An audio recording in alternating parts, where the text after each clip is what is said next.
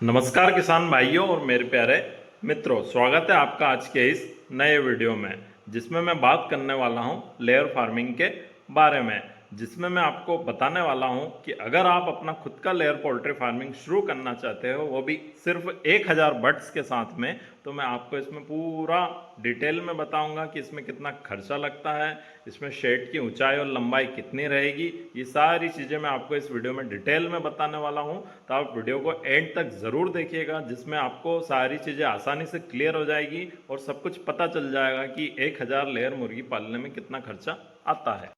तो सबसे पहले हम बात करते हैं BB300 ब्रीड के बारे में। ये एक बहुत अच्छी ब्रीड है, जिसका जो लेइंग पीरियड होता है वो 18 हफ्ते के बाद से शुरू हो जाता है। 1 से लेकर 18 हफ्ते तक ये फीड लेती है और 18 हफ्ते के बाद इसे अंडा देना शुरू कर देती है। इसमें मोर्टिलिटी बहुत कम होती है, एक अच्छी ब्रीड होती हैगी। और ये ब्रीड हम फिनिक्स कंपनी से लेते हैं। जो इसका चूजा होता है वो फिनिक्स कंपनी में अवेलेबल है। इस कंपनी को 50 साल से ऊपर हो चुके हैं, आप खुद देखिए इसका लोगो। और हमारे पोल्ट्री फार्म को 30 साल से 35 साल हो चुके हैं, तो हम इसी कंपनी से जुड़े हुए हैं। इस कंपनी में किसी भी प्रकार की कोई तकलीफ नहीं है। अगर मेरी पर्सनल राय माने आप, तो फिनिक्स कंपनी से ही बच्चा ले और चूजा ले, क्योंकि बच्चा बहुत अच्छा और स्वस्थ होता है और लंबे समय तक टिकता है। इसमें मोर्टिलिटी भी कम होती है। तो अगर बात की जाए हाउसिंग शेड के बारे में, तो हाउसिंग शेड की जो लंबाई होनी चाहिए वो 3000 से 3500 स्क्वायर फीट तक होना चाहिए। जो मेरा शेड हैगा, इसकी जो साइज़ हैगी अभी 30 चौड़ाई हैगी और लंबाई जो देखी जाए इसकी 100 फीट हैगी। इसके अंदर मैं 6000 बर्ड पालता हूँ। लेकिन ध्यान रखें आप इस बात का, आप 1000 मुर्गी जो पालने जा रहे हो वो अगर फ्लोर पे पालते हैं तो 1000 से ज़्यादा मुर्गी इसमें नहीं पाली जा सकती है, क्योंकि इसमें अंडे देना और मेंटेनेंस वगैरह वगैरह सब कुछ चलता है। तो बात की जाए अगर शेड के बारे में, तो इसका जो वेंटिलेशन होना चाहिए, वहाँ पर खिड़कियाँ देना चाहिए, जिससे आसानी से क्लाइमेट कंट्रोल हो सकता है।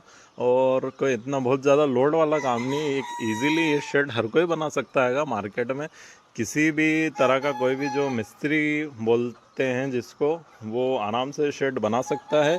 किसी भी फार्म को ले जाके आप उसको बता सकते हैं। और इस बात का विशेष ध्यान रखें कि मैं इस जो फ्लोर पे 13 हफ्ते तक ही बर्ड पालता हूँ। इसके बाद मैं सीधे पिंजरे में ले जाकर डाल देता हूँ। आपको इस बात की ध्यान रखनी है कि जो ये बर्ड्स है वो आप ज़मीन पर पाल रहे हैं, तो इसके लिए आप 1000 मुर्गी से ज़्यादा नहीं पाल सकते हैं। ये फीडर रहेगा, ये फीडर रहेगा और ये ड्रिंक करेगा, ठीक है। तो बात कर लेते हैं हम फीड और न्यूट्रिशन की। जो अपनी BB300 फ्लॉक होता हैगा, ये स्टार्टिंग से अगर इसकी बात करें फिट की, तो ये 0 से लेके 6 हफ्ते तक स्टार्टर दाना खाता हैगा। फिर 7 हफ्ते से लेके तो 17 हफ्ते तक ये ग्रोवर दाना खाता हैगा। फिर 18 हफ्ते के बाद से ये लेयर दाना खाता है। लेयर दाने के भी 4 फेस होते हैं, face 1, face 2, face 3, face 4। Age wise उसके भी फेस चेंजेस होते रहते हैं। अगर एवरेज दिन की बात माने तो 18 हफ्ते के बाद से जो लेयर मुर्गी होती है वो 110 से 115 ग्राम के बीच में डेली दाना खाती है। अगर 1000 मुर्गी का अगर आप जोड़ो तो दिन का 110 से 120 किलो दाना वो रेगुलर खाएगी। तो अगर बात करें वैक्सीनेशन और मेडिसिन के बारे में, तो मुर्गियों की मोर्टिलिटी और रोकथाम के लिए हम अलग अलग तरह की वैक्सीनेशन देते हैं, जो बहुत ज़्यादा ज़रूरी होती है। अगर वैक्सीनेशन को आपने समझ लिया तो आप बहुत चीज़ें सॉल्व कर सकते हो। अगर वैक्सीनेशन की बात करें तो इसके अंदर आती है मैरेक्स, गम्मारो, टचिंग, लसोटा, एंडिकिल्ड, R2B, फोलपाक्स, कोराइजा और डिवॉर्मिंग। इसमें 10 से 15 तरह की वैक्सीनेशन होती है, जिसमें आपको सारी चीज़ें एकदम प्रॉपर स्टेप बाय स्टेप करनी रहती है। बॉडी वेट मेंटेन करना होता है। अगर आपने सारी वैक्सीनेशन टाइम से कर ली तो आप मोर्टिलिटी भी रोक सकते हो और आप अपने बर्ड को अच्छे से हेल्थी रख सकते हो और एकदम स्वस्थ रख सकते हो। अगर आप वैक्सीनेशन की चिंता कर रहे हो कि इन सभी शेड्यूल का कौन ध्यान देगा, तो जहाँ से आप चूजा खरीदेंगे वहाँ का डॉक्टर आपको पूरी एक लिस्ट बना के देगा, बिल्कुल टाइम टू टाइम उसमें डिटेल लिख के देगा, उसके हिसाब से आपको चलना है। तो बात करते हैं कॉस्ट कैलकुलेशन की। अगर इसके खर्चे की बात करें तो फिनिक्स कंपनी का जो चिक्स आता है वो आज की डेट में 48 रुपये का आता है। तो अगर 1000 बच्चे की हम कॉस्ट जोड़ें तो वो 48,000 रुपये की पड़ेगी। उसके बाद अगर अपन स्टार्टर फिट की जो 1 हफ्ते से लेके छठे हफ्ते तक चलता हैगा, उसकी अगर कीमत की बात करें तो वो अप्रॉक्स 1700 रुपये का एक बैग पड़ता हैगा। तो 1000 बट का अगर 6 हफ्ते तक अपन जोड़ें तो 20 बैग दाना लगेगा, जो कम से कम 34,000 रुपये का तो पड़ेगा ही पड़ेगा।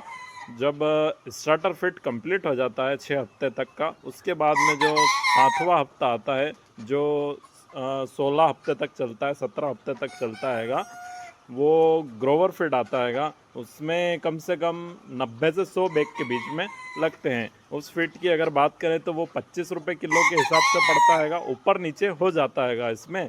और ये मान के चलो कि चिक्स का जो खर्चा होता है वो 48,000 रुपये हो गया। स्टार्टर फिट की बात करूँ जिसके 20 बैग लग गए वो 34,000 रुपये का हो गया है। और ग्रोवर फिट जो 90 से 100 बैग लगते हैं उसकी कीमत 1 लाख से 1,20,000 के बीच में हो जाती है। उसके बाद वैक्सीन की बात करें तो 15 रुपये बर्ड अपन मान के चलें 18 हफ्ते तक, तो 15 रुपये बर्ड के हिसाब से 15,000 रुपये का इसका खर्चा हो जाता है। तो अप्रॉक्स कुल मिला के अपन अगर इसकी जोड़ने की बात करें तो आपको ये 2,20,000 2,22,000 रुपये का एक बर्ड पड़ जाता हैगा 18 हफ्ते तक। मतलब कुल मिला के 18 हफ्ते की जो बर्ड कंप्लीट करने में खर्चा आता हैगा, उसका जो खर्चा मानने अपन तो 220 रुपये पर बर्ड के हिसाब से आप मान के चले। अब बात करते हैं शेड। अगर शेड की बात करें तो शेड अपने ऊपर डिपेंड है कि अपन किस हिसाब से वो बनाते हैं। अब शेड क्या है, तो सीमेंट चद्दर का शेड हैगा, लेकिन अपन इसे चद्दर शेड में भी बना सकते हैं या कच्चा भी बना सकते हैं, ये सब डिपेंड करता हैगा। अगर राउंड फिगर एक एवरेज मान के चलो तो 30 बाई 100 का शेड कंस्ट्रक्शन का खर्चा होता है, वो मेरे हिसाब से आज की डेट में 4 से 5 लाख रुपए का होगा। तो ये आप अपने लोकल मिस्त्री से पूछ लेना। तो बच्चे का खर्चा 220 रुपये पर बर्ड मान के चलो आप 18 हफ्ते के बाद। उसके बाद से अपनी इनकम स्टार्ट हो जाती है, अंडे देने चालू हो जाती है मुर्गी। अब शेड की बात करो तो बच्चे और शेड को दोनों को जोड़ के मेरे हिसाब से तो 7-8 लाख रुपए में आपको ये सारी चीज़ें कंप्लीट हो जाती है केवल 1,000 बर्ड का आप जोड़े तो। अब बात कर लेते हैं एक प्रोडक्शन की और इनकम की। BV300 जो लेयर बर्ड हम पालते हैं उसका जो एक प्रोडक्शन होता है उसके पूरे लाइफ साइकिल में वो 300 अंडे होता है। ये एक मोटा मोटा आंकड़ा है, इसमें प्लस भी हो जाता है माइनस भी हो जाता है। तो 300 अंडे एक मुर्गी देती है।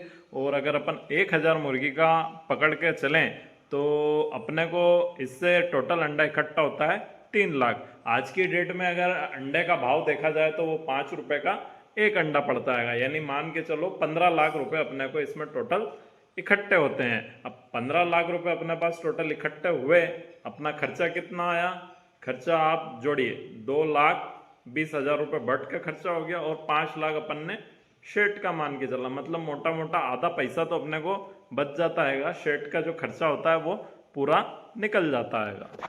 अब बात करते हैं प्रॉफिट एनालिसिस की। अभी तक हमने 300 अंडे के हिसाब से 1,000 मुर्गियों पे 15 लाख रुपए बचाए हैं। अब 15 लाख में से हमको शेड कंस्ट्रक्शन के 5 लाख रुपए घटाने हैं, तो बचे कितने, 10 लाख रुपए।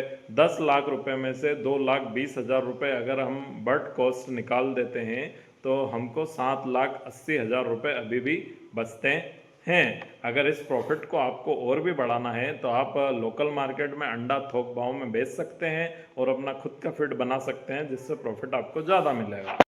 तो अब आपको एक सक्सेसफुल फार्मर बनने के लिए कुछ टिप्स फॉलो करनी पड़ेगी। जैसे आप नया शेड बनाने जा रहे हैं तो आप सबसे पहले तहसीलदार जो अपने एरिया का हो, उसके बाद में कलेक्टर ऑफिस में हो, नगर निगम नगर पालिका जो भी आपके एरिया में पड़ती हो, आप उससे सबसे पहले परमिशन ले हुए। बिना परमिशन के आप लेयर शेड ना बनाएं।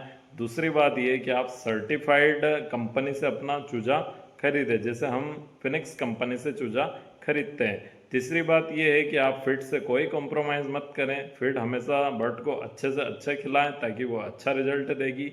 चौथी बात ये है कि फार्म में बायोसिक्योरिटी का विशेष ध्यान रखें। किसी बाहरी आदमी को अपने शेड के अंदर ना जाने देवे, ये सबसे बड़ी गलती हो सकती है आपकी। तो बस यही कुछ निम्न चीज़ें हैं जो जिनका आपको ध्यान रखना हैगा। और बस आप इन सभी चीज़ों का ध्यान। तो दोस्तों आज की इस वीडियो में मैंने आपको बताया कि आप लेयर पोल्ट्री फार्मिंग कैसे कर सकते हो। इसमें मैंने आपको बताया खर्चा, सेटअप और प्रॉफिट एनालिसिस। अगर आप भी अपना लेयर पोल्ट्री फार्म खोलना चाहते हो तो आप बिल्कुल ये वीडियो आपके लिए हेल्पफुल रहेगी। अगर आपको ये वीडियो पसंद आई हो तो आप अपने दोस्तों को शेयर कीजिए, इस वीडियो पे कमेंट कीजिए, इस वीडियो को लाइक कीजिए और किसी भी प्रकार का कोई भी क्वेश्चन हो तो आप मुझसे ज़रूर पूछिए, मैं उसका आंसर जरूर दूंगा। और कोई भी नए लोग इस वीडियो को देख रहे हो तो आप मेरे चैनल को ज़रूर सब्सक्राइब कर लीजिए और बेल नोटिफिकेशन ऑन कर लीजिए, जिससे सीधी वीडियो आपके टेक्स्ट बार में मेरे पास से जाएगी। अगर वीडियो पसंद आई हो तो आप वीडियो को ज़रूर लाइक करें। धन्यवाद, अगली वीडियो में फिर से मिलते हैं।